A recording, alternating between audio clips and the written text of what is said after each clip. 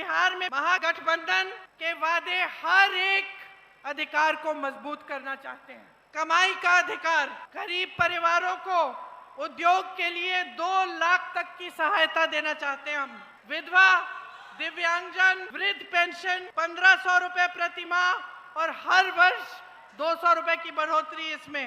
भूमिहीन परिवारों के लिए मकान हेतु 3 से 5 डिसमिल जमीन देना चाहते हैं और उस जमीन का मालिकाना हक अपनी बहनों को देना चाहते हैं। हम हर विधानसभा में स्थानीय रोजगार को बढ़ावा देने के लिए 10 करोड़ का बिहार बनाओ स्टाइपेंड फंड देंगे। हम न्यूनतम समर्थन मूल्य की गारंटी देते हैं और एपीएमसी के तहत मंडियों की व्यवस्था लागू करेंगे।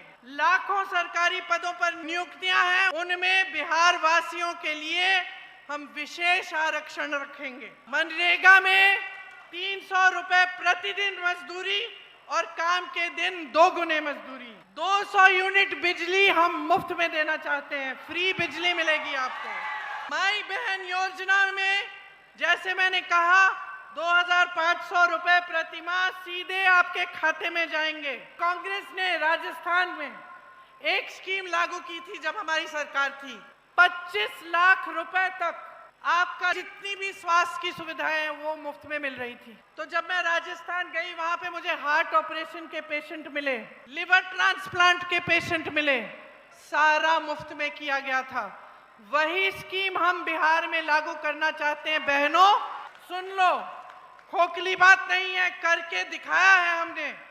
25 लाख तक आपका सारा इलाज, दवाइयां, सर्जरी, ऑपरेशन सब कुछ आपको मुफ्त मिलेगा, निःशुल्क मिलेगा। मैंने पेपर लीक की बात की, इसके बजाय जो आवासीय अंग्रेजी मॉडल के विद्यालय हैं वो हम लगाना चाहते हैं आपके बच्चों के लिए। हम चाहते हैं कि उस डिग्री को आप 3 साल में खत्म करो। सामाजिक न्याय के अधिकार की बात की मैंने, इसमें पंचायती राज और नगर निगमों में अति पिछड़े वर्ग के लिए 30% आरक्षण और दलित वर्ग के लिए 20% आरक्षण रखा जाएगा।